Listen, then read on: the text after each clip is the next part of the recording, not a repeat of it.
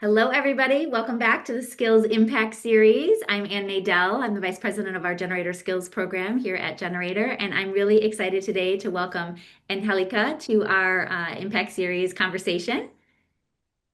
Good Hi, to see you. everyone. Good to see you. Thank you so much Thank for you for being having here. me. Of course, as you can see, we're relatively connected. We connect all the time with regards to the work we do. So I'm really excited for you to be able to share more about that. And for to start, let's just have you introduce yourself and your organization. Yeah, so thank you again for having me today. My name is Angelica Cervantes. I'm the Chief Operating Officer for YWCA San Antonio. Awesome. And how did you first get connected to our Generator Skills program? Yeah, so YWCA has a partnership with the city of San Antonio. We work specifically with their Ready to Work program, which is a program that's all about being able to support individuals to engage in various certifications. So then that way they can continue to build their skills. So then that way they can hopefully transition to new jobs, new career pathways that most importantly are going to elevate those wages, get people thriving in a different way. So through that partnership, we came in contact with Skills Generator because Skills Generator was actually one of the training providers that was in the Ready to Work catalog.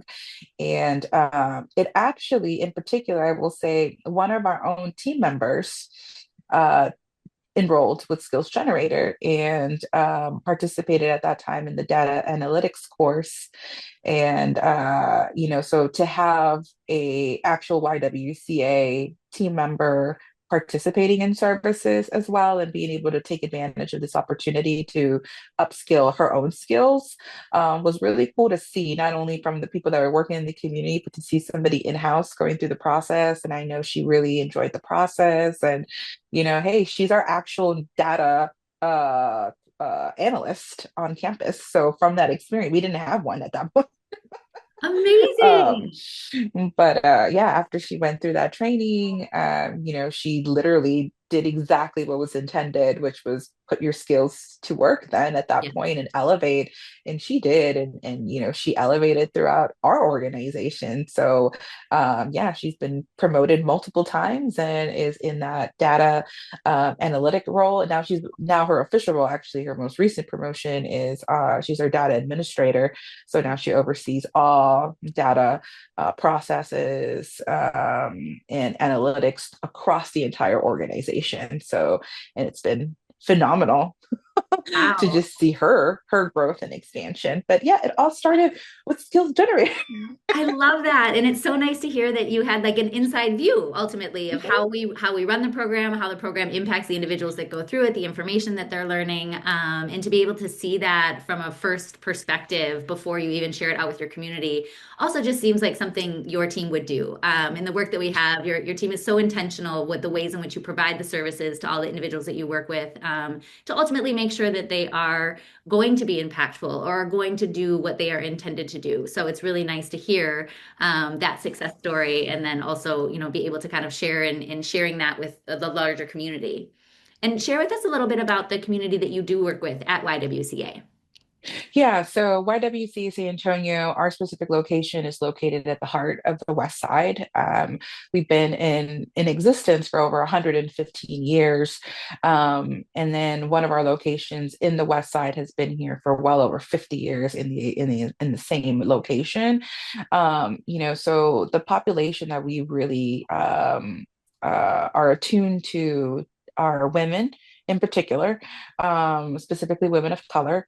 But I mean, we serve individuals though across all points in time in their journey, which I think is something that's not just unique to YWCA, but when you look at a community like San Antonio, we are a melting pot of beautiful cultures and stories of growth and stories of experiences that, everyone's circumstances are so different, and everyone has been impacted by very different things, and everyone, is just continuing to try to find ways to elevate themselves and their families, but we have a community that does face a lot of poverty.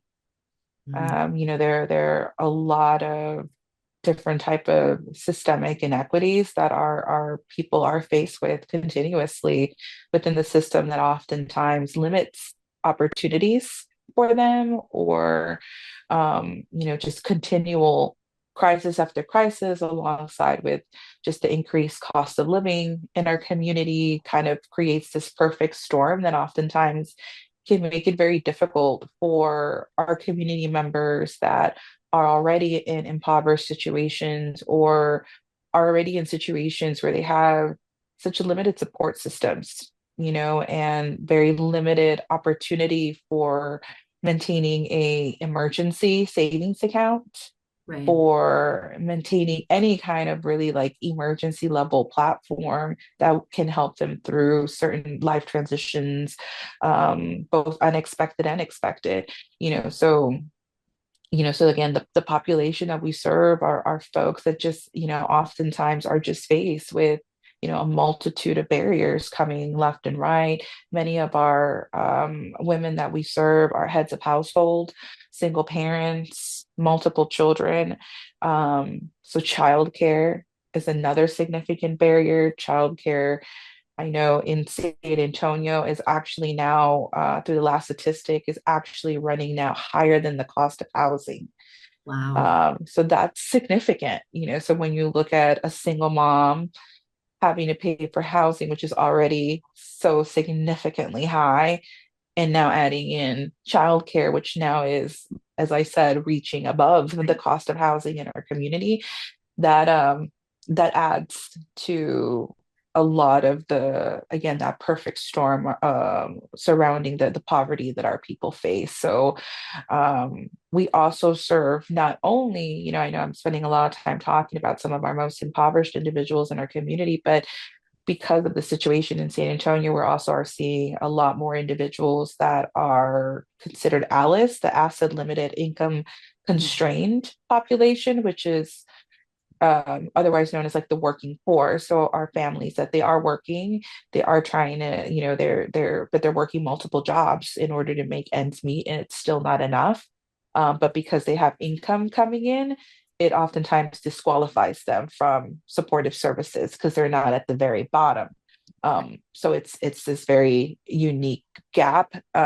So we are also beginning recently this past year and this year trying to do more targeted outreach as well, for our ALIS population as well. So we can serve ALIS and below, and making sure everybody has access to thriving opportunities. Well, thank you so much for the work that you're doing on a daily basis. It's obviously incredibly important, not only to the literally to the individuals themselves, but to the community as a whole. Because as you know, and with generator skills, what we want to do is really be able to bring opportunities to communities that have not necessarily had access to them, and then watch as those continue to grow. And in terms of kind of the support for the whole person, I'd love to kind of hear you talk about how obviously our skills program provides the job training support and placement services, but talk to us about kind of the wraparound services that we provide, or excuse me, that YWCA provides to the persons going through the program. Oh yeah, 100%. So systems work is like in the DNA of YWCA. It's the best way I can describe it. It's our philosophical just underpinning in that when we're working with an individual, it's never just about that one single person across the table from you. This person comes with history. This person comes with a full system. Right outside of them, that all has to be integrated and hence then addressed. So, having access to training programs like Skills Generator is just one piece of the puzzle, right? Unfortunately, it's not the full solution. So access is one piece, but then ensuring that people have those needed supports to then maintain that access, be able to continue along to finish, right? like the example I gave with our team member, she was fully supported here.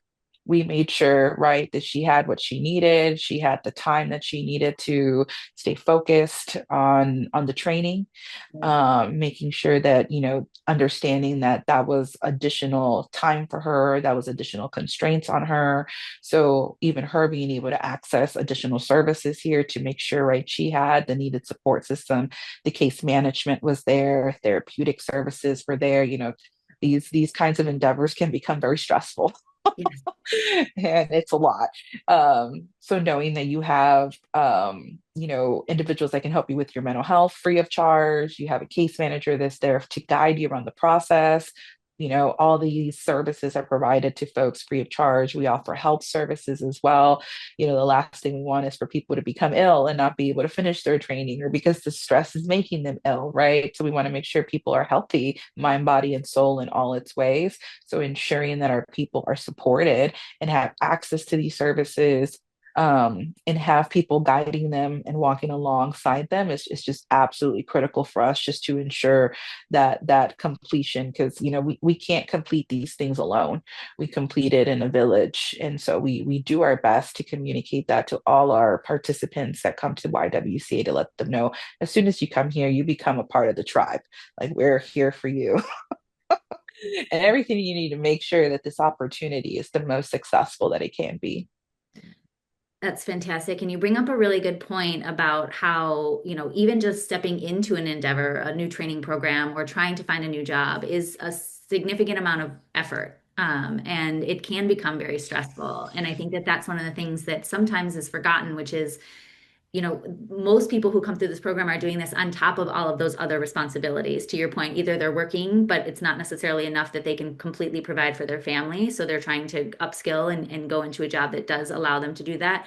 Or they have other issues that they're dealing with either at home or within their own community that, again, take their mind and energy to deal with, which leaves little time then to deal with the training or to deal with job searching. So the fact that your organization is such a great partner to us and allows those individuals to feel supported, not just from the educational side that we bring to the table, but truly from the whole person side that you bring to the table, really makes for such a wonderful experience, at least from what we've seen with the participants who have come through.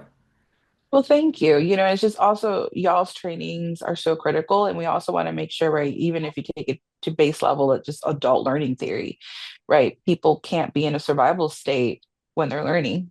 Right. So we want to make sure that when people have access to opportunities such as the ones that you offer, we want to make sure that our people, are in the right headspace to absorb the actual Exactly. information to Yeah. put to use, right? Because that's going to affect their workforce placement, their hireability, right? Because they're going to want to see, well, what did you learn? Are you able to apply it? So that takes a level of critical thinking and problem solving that we need to make sure that each participant is in the right headspace Yeah. to be able to, obtain what they need in regards to knowledge from the training programs.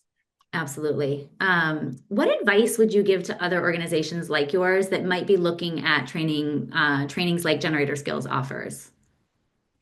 Again, don't forget the full system. Look at the back end processes, making sure that if you are not able, YWCA is blessed. We have all our services on site here, right? So we have created a system where everything's accessible. But even us, we still have those needed partnerships in the community for things that we aren't able to do, right? Nobody can do everything on their own.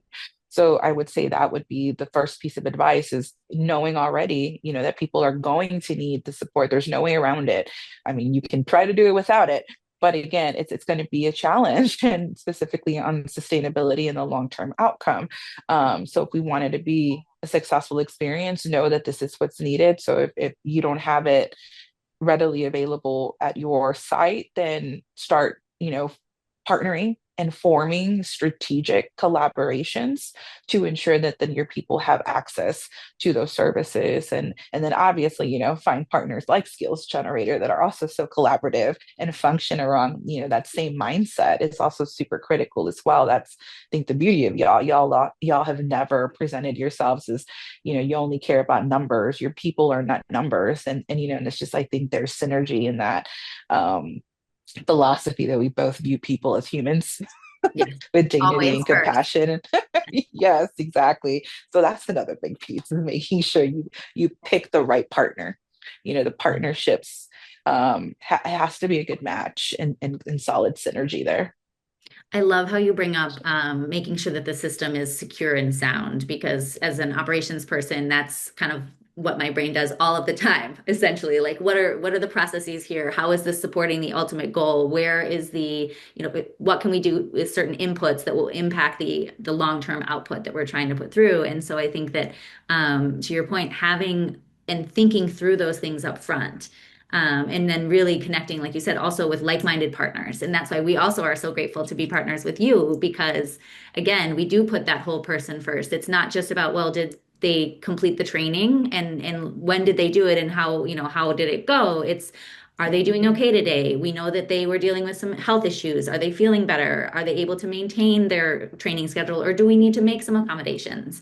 I think that that's is also one of the beauties of our particular program being online and also being flexible, is that we are able to see what is happening in real time during the program itself, and we can make adaptations and flexible moves to be able to support that person so that they also don't come into something feeling as though, if I don't do this exactly as I'm supposed to do or in a quote unquote perfect way, I'm not going to receive, either the certification or the learning or anything like that. It's like, no, this is really for you.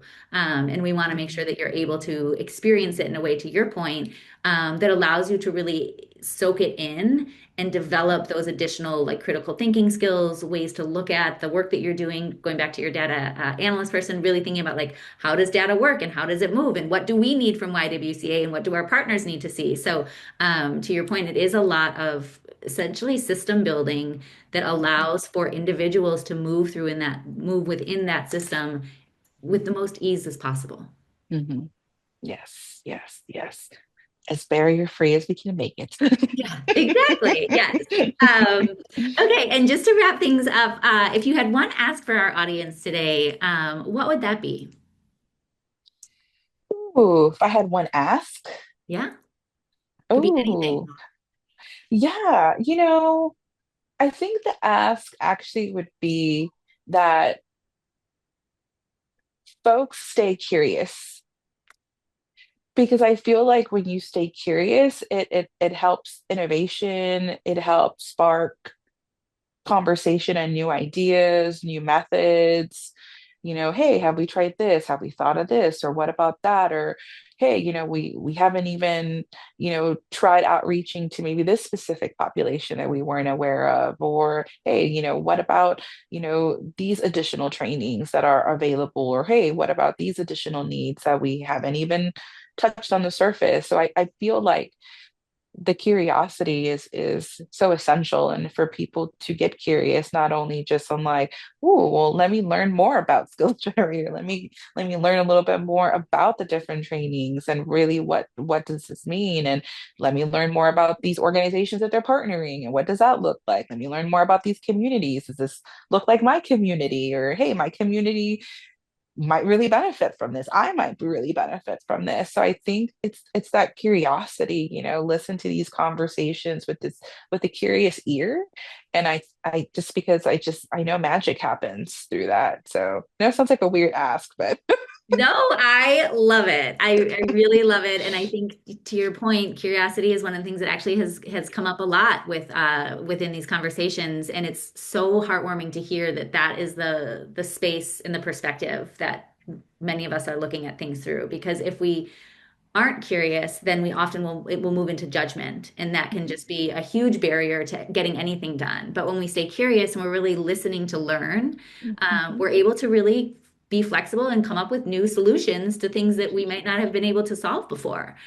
So I don't think that's a weird ask, and I think that that's one of those things where when you have a perspective of curiosity, it really can change the way in which you see the entire world. So I think Mhm. that's a beautiful ask, and I appreciate your perspective so much.